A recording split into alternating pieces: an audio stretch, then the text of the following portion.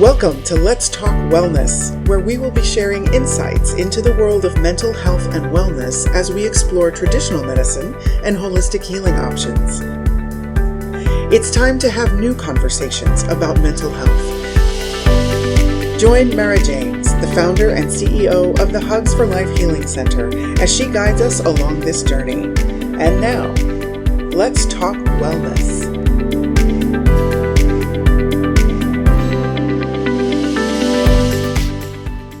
Everybody, I'm Mara James and welcome to Let's Talk Wellness.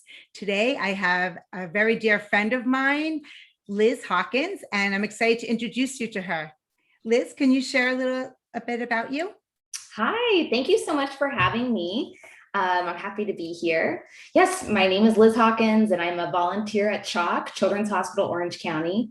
I'm actually a volunteer on our mental health advocacy committee, and I also volunteer in our Cherese Laulhere mental health inpatient center. And that's an inpatient psychiatric unit for kids with psychiatric conditions or serious mental health crises for kids ages 3 to 17. And I'm also a NICU cuddler. I've been at CHOC for many years. And so happy to be on your podcast to talk about Mental Health Awareness Month and what we've got going on at CHOC. Yes, I'm so excited for you to share that with our listeners today. So first, I'd like to ask you, how did you become involved or interested in pediatric mental health? You know, I think it was a couple of years ago now, our unit, our Cherese Laulhere Mental Health Inpatient Center just celebrated their 3rd birthday. So we've been in business for 3 years, but several years before that, several people at CHOC determined that, the crisis was too big in Orange County to ignore it, and that we really needed to start addressing pediatric mental health head on. I read an article in the Orange County Register. I shared it with my husband, and honestly, I didn't even say a word about it. I read the article and handed it over to him, and he said, we should really think about getting involved as donors. And that's really what kind of made that transition from volunteer to donor to advocate. And I think it was because there was no one else talking about pediatric mental health. At that time, there was no one else in the country that was really talking about creating a new system of care. And that's what CHOC was doing, saying, let's approach mental health a little differently. And instead of asking what's wrong with you, let's ask what happened to you. And very trauma informed. And I thought, this is something I'd really like to be involved in, but not just write a check, because a lot of people can do that. And it was really about, really putting our money where our mouth was and volunteering in the unit, which is not something that's unique or not something that's common anywhere else. So I trained for about a year and talked to several people about how can we make this possible? And fortunately, we made it possible in 2019. Wow. So I'd like you to share with us 2 things. One, about CHOC Children's, which I love is right here in my own community, and how that is different from other children's hospitals. And 2, the process for somebody to be a volunteer in inpatient mental health for children is unheard of. And obviously they're so blessed to have you. So I'd love to hear if you could talk to those 2 topics. Yes, well, CHOC is unique on many levels. I mean, we have campuses all throughout Orange County, thank goodness.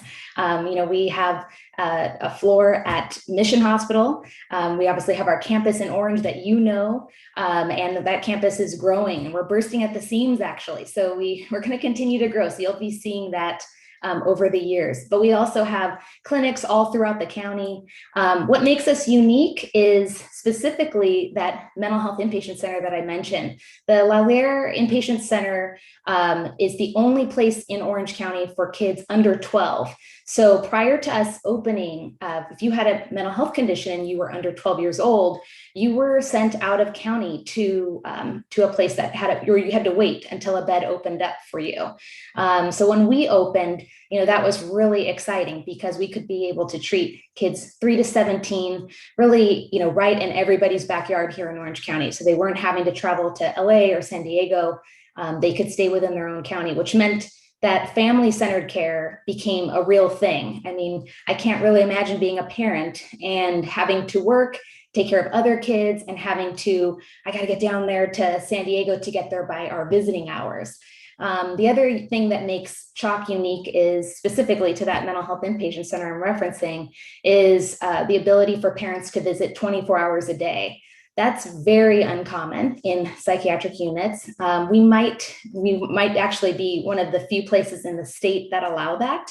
And parents can spend the night as well. So parents and guardians are welcome to stay also. We find that a lot of parents take a break and use it as respite care, and they take care of other things in their lives, because when the crisis escalates to that point, usually there's a lot of other things that need tending to as well. But, we are just, like I said, growing. I started at CHOC in the radio station, which used to be called Radio Lollipop. Our hospital has a radio and TV station, and it used to be very small. And now, thanks to the Seacrest Studios Foundation, we are actually able to have a Seacrest Studios in-house studio. And when I started, it was, volunteers from all over of all interests that could volunteer and host your own radio show and do really fun things on the air with kids, and also, bring activities to their bedside. But now, actually, what's really unique is that we have students from all throughout Orange County. And instead of having them drive to LA for an internship in a radio or TV station, they can now do that at CHOC. So that really is something that's a point of pride for sure for us. That is amazing. And so the other question about how if you could share about your background and your training and in mental health, became a volunteer in the inpatient children's unit. Yes. So, as you mentioned, it's uncommon, right? And it's something that when I first met our director of mental health and the clinical director of our unit, Dr. Danny Milliken, I talked with her about, is that a possibility? And she said, very famously, I'm going to work backwards to yes on this one. I really want to say no, but let me work backwards to yes, and let me figure out how we can get there.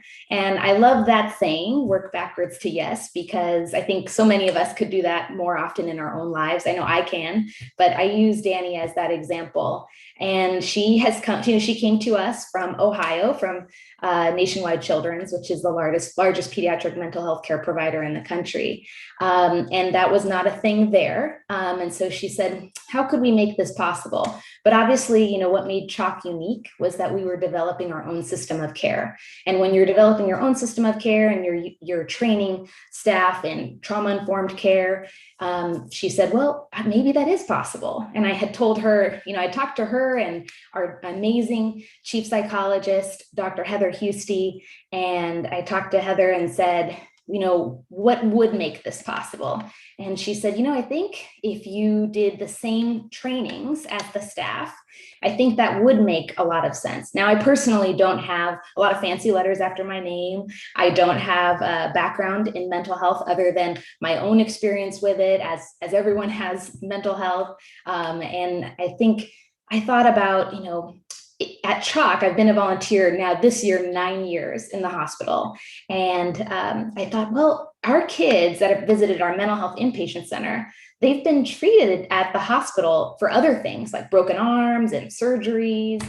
So, they would know that a volunteer exists here. And when they don't see a volunteer in the unit, what does that say to them, right? Does it say that you're not valued, that it's not safe? And none of those messages are things that CHOC wanted to say. And I think we said, okay, well, let's figure out how we can do it. So I took the same trainings as the staff. I continued probably in some weeks about 40 hours of additional trainings. That's vicarious trauma, all kinds of other stuff on how to just be able to be in such a dynamic environment and make it really safe for our kids. It's really not so much about my own personal safety, but it's about being safe for them, right? We don't want to re-traumatize them or stigmatize them. So a lot of trainings and a lot of reading. And about a year later, actually almost a year to the day, I was able to volunteer in the unit, and we weren't sure how it was going to go. And it went really, really well. And we were actually able to bring in outside groups. So we started with me, and then we were able to bring in groups like Ocean Institute to teach, outdoor education and what is it? Thank you for getting the word. Conservancy, like nature conservancy, ecology, and of course, all about the ocean and our environment. And we had some incredible teachers be able to come onto the unit and teach a class in front of our kids and be able to bring the outside world in, in psychiatric care that is incredibly unique. This is pre-Zoom times. So we were doing this in person, and it was both incredibly fulfilling for those teachers, but for our kids as well. And they did a science component and they did an art component. And eventually they started to do a STEAM lesson once to twice a month. And we were doing that for a couple of years. We had to stop during COVID, but that was very rewarding. And then we're hopefully going to be able to roll out a volunteer program to be able to open this up to other people who are interested, and kind of stagger it and make like a tier situation where people can start at a certain level and then progress to different levels of engagement within our unit. Wow. As volunteers. That is so amazing. So as many of you know, 7 years ago, I experienced a manic episode and was diagnosed with bipolar. It was out of the blue. It was a beautiful and scary time because it was my spiritual awakening. I was heavily medicated. I wasn't put in the hospital, but I'm thinking, because there's nothing to be scared of. And this is what's so beautiful about having these volunteers, so that the children there feel like I'm normal or gifted and challenged, but there's nothing to be scared about. And also having them come in really removes the stigma. And I just love that, which is a perfect segue also into, we are in May. Hopefully most of you know, or all of you, that May is National Mental Health Awareness Month. And CHOC has a wonderful program that Liz is going to share with us called Checking In.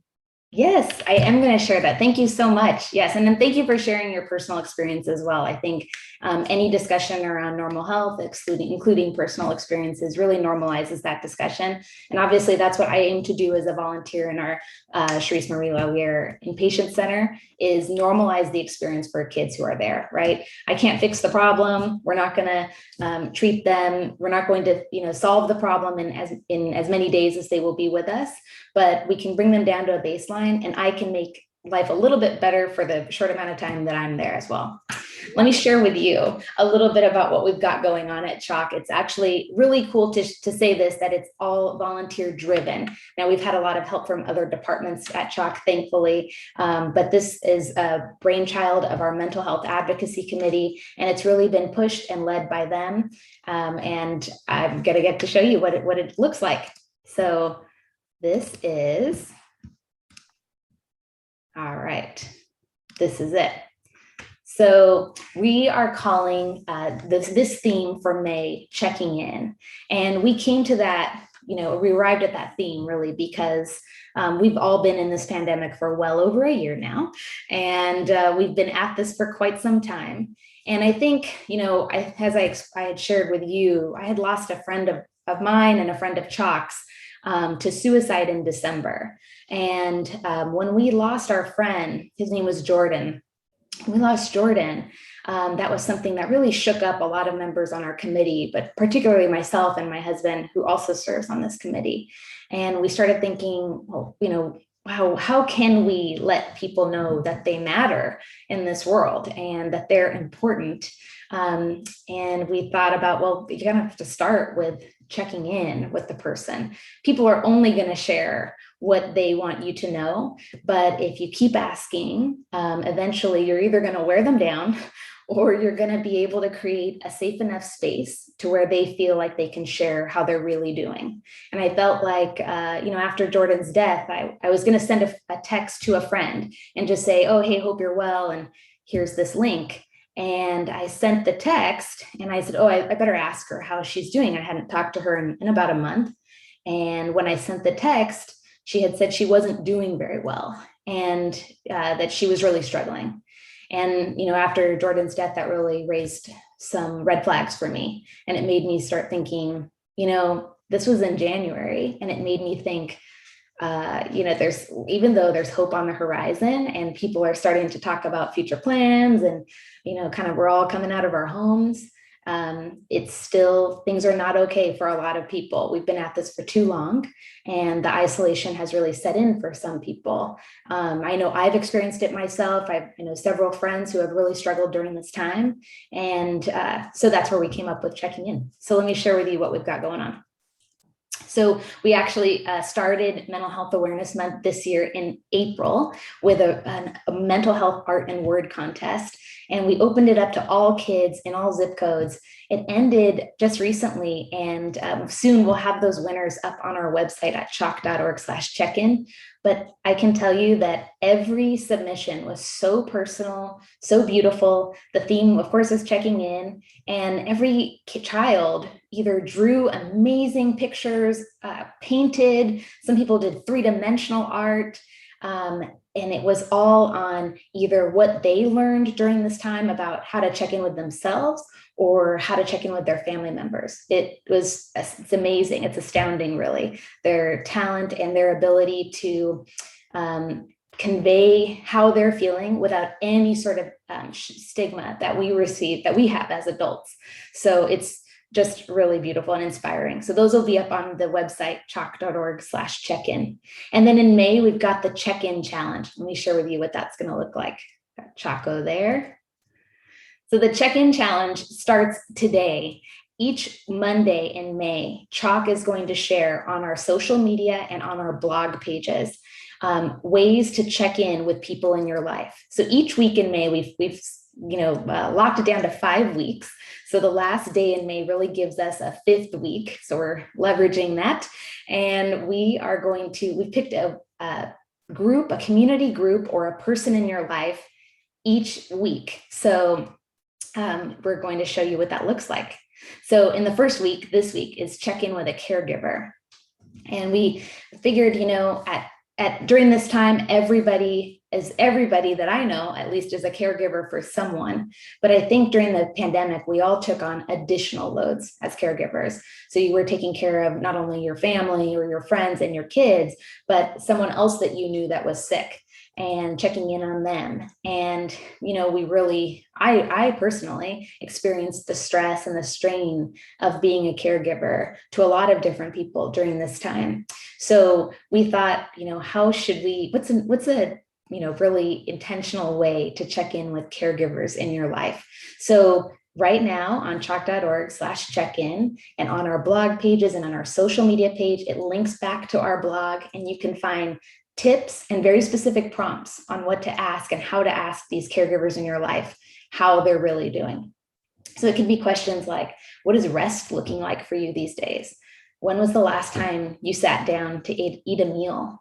And instead of asking things like, or saying things like, well, let me know if I can help, really being more specific and intentional with, how can I best support you right now? I think more people are more likely to answer that question, and instead of somebody sort of passively saying, oh, let me know if I can do anything. So that's the caregiver week. And we move into week 2, which is strong friends. And that's a term that came to me through Mental Health First Aid, which is an amazing free training that's offered all around the world, actually. It started in Australia. It's offered locally for free. And in fact, I think there's several organizations doing some mental health first aid trainings this month, and Western Youth Services is one of them. So I encourage people to check it out. They have a mental health first aid training for kids, for adults, specifically aimed at kids. And then they also have a mental health first aid training to help adults who might be in crisis.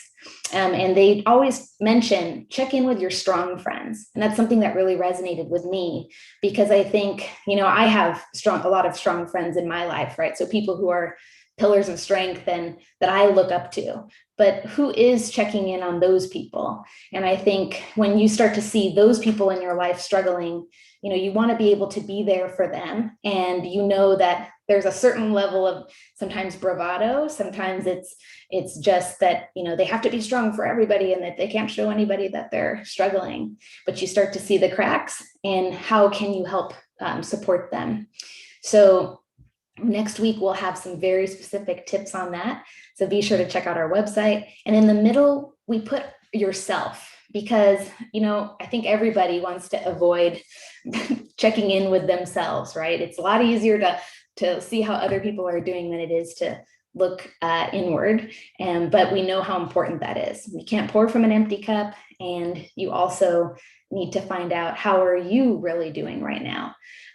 During the pandemic, right when it first started, within the first 2 weeks, I had seen these really beautiful check-in questions that asked, what expectations of normal am I letting go of today? Am I hydrated enough? So some somatic questions, and then some really thoughtful questions about, this is a very unique situation that we all find ourselves in globally.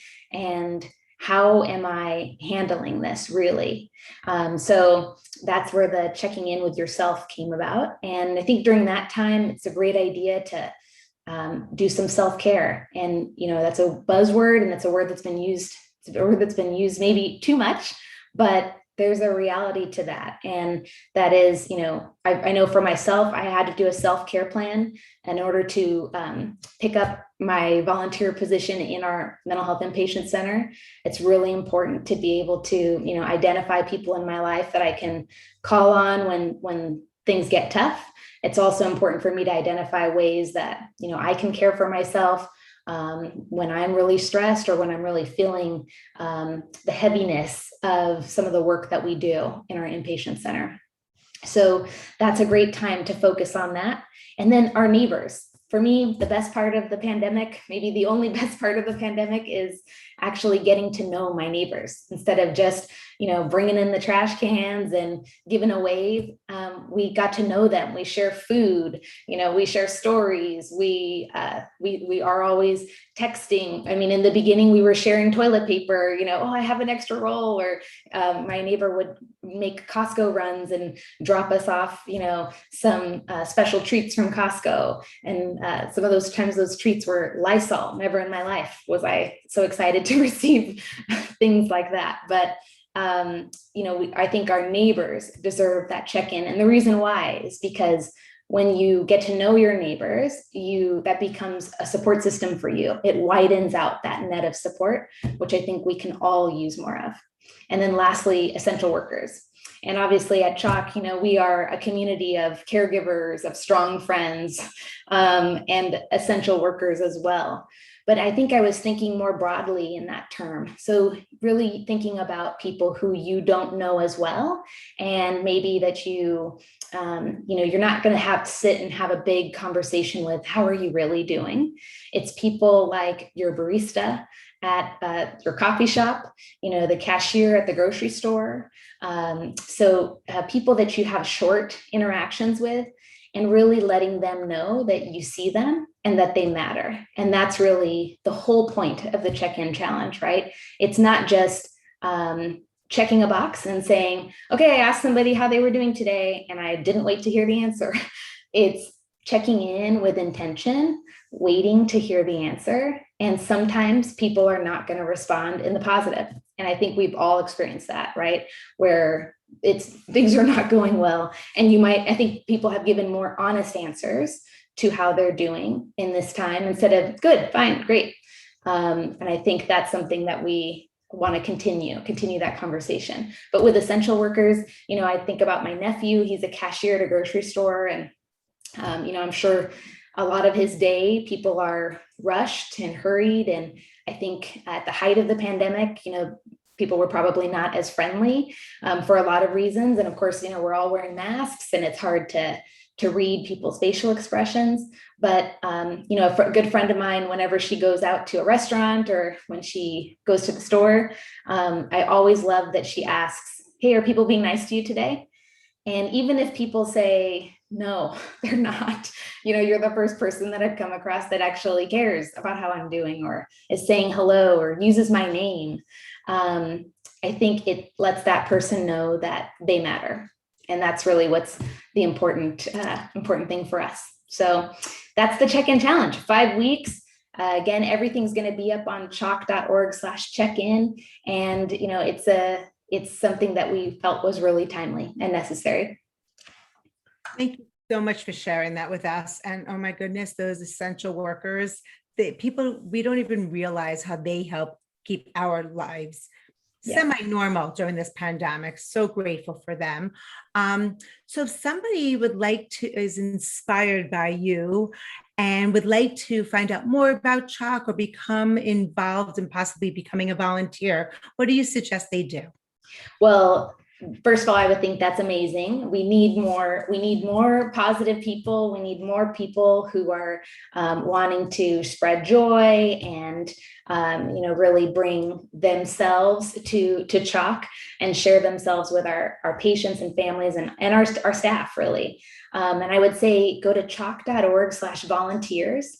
And you can learn more about the volunteer process and what that looks like. We're slowly onboarding volunteers from the pandemic back into the hospital right now, but eventually we will be taking new volunteers again. And I'd love for people to check that out. And if that's something that you're interested in at some point, is being a volunteer in our Laulhere Inpatient Center, we'd love to have you. But just hold tight and know that it's always hard to do a first. And so, when a volunteer program in a pediatric mental health inpatient center is not common, right? So creating that has taken about a year to develop, and COVID kind of, rained on our parade. So it stopped our plans from being able to present it and get it into action. But we'll pick that up again soon, and hopefully in a year or two, we'll be able to we can say that CHOC has a volunteer program there. But we will take volunteers, and we can use all the amazing hearts that we can get. That is so beautiful. And you inspired me. And that is definitely something that is now on my to-do list. Oh, awesome. Wonderful. We'd love to have you.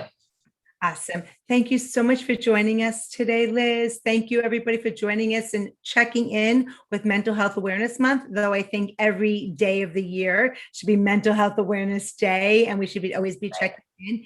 And what you shared before about just a simple hello or a simple thank you to somebody goes such a long way. You never know how it could just lift them out of a sadness. So thank you for sharing That's that. right. Thank you so much. And yes, you're right. You're absolutely right. The whole thing for us is that not only can it can save a life or it can change a life, right? So, and you never know how you're going to be able to do any of those things, but it can really just start by using someone's name, saying hello, letting them know that they matter in whatever way that looks like. Maybe it's just, hey, thanks for showing up today. So thank you for showing up today and all the amazing work that you do for our kids and families in Orange County. We appreciate that. And you too. And thank you, everybody, for joining us today at Let's Talk Wellness. And don't forget, you are amazing. Bye. Thank you so much. Thank you for joining us for this episode of Let's Talk Wellness. This podcast has been brought to you by the Hugs for Life Healing Center, a division of the Extraordinary Lives Foundation, a 501c3 nonprofit organization. If you would like to listen to more conversations like this, we invite you to subscribe to our mailing list at www.elfempowers.org to be notified when our weekly episodes are published. Thank you for joining us, and we look forward to bringing you our next conversation on Let's Talk Wellness.